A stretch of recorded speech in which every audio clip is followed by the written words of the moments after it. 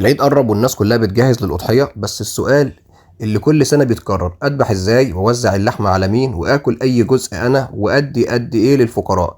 ولو أول مرة تذبح تبدأ منين؟ في الفيديو ده هقولك على كل حاجة بالتفصيل، من اختيار الأضحية لحد توزيع اللحمة. تابع معايا. أولا، إزاي تختار الأضحية؟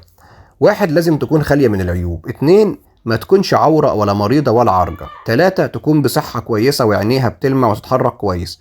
رقم أربعة، السن المناسب. طبعا الخروف 6 شهور بس الأفضل سنة، والعجل سنتين، والجمل 5 سنين. رقم خمسة، ما تشتريش لمجرد الحجم، الصحة أهم. ثانيا، ازاي تذبح بطريقة شرعية وإنسانية؟ لازم الذبح يكون بسم الله والله أكبر، وبسكين حاد، وقطع الحلقوم والودجين والمريء. الحيوان ما يشوفش السكين وما يشوفش غيره بيتذبح. الأفضل وجود جزار محترف علشان يكون الذبح سريع ويراعي الرحمة. طب تلاتة، توزيع اللحمة تعمل ايه بالظبط؟ قال تعالى: فكلوا منها واطعموا القانع والمعتر. يعني واحد، تلت لك انت واهلك طبعا واسرتك يعني، وتلت لاهلك وجيرانك اللي هم بيبقى هدية، والتلت للفقراء والمساكين اللي هي الصدقة. الفقير اللي مش لاقي ياكل، المسكين اللي حاله اصعب ومش قادر يطلب. ممكن تزيد للفقراء لو حابب، ده افضل عند ربنا. طبعا رابعا، ايه افضل جزء من اللحمه؟ الناس بتختلف، لكن الريش والضلع انعم واطعم. الكبده طازه اول يوم بالذات. الموزه للعزومات. وش الفخده ممتاز للشوي. الكوارع والراس ناس بتحبها في الفته والشوربه.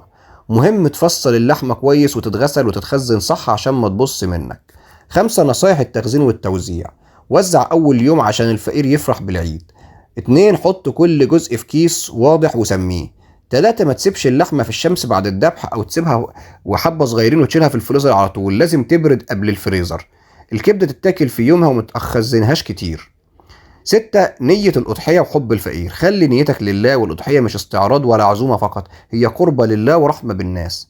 في الختام يا جماعة، أول مرة تذبح ما تخافش، كلنا بنتعلم. لو شايف الفيديو مفيد شاركه مع أي حد ناوي يضحي، علشان الخير يعم والثواب يوصل للجميع. وكل سنة وانتم طيبين وعيدكم مبارك.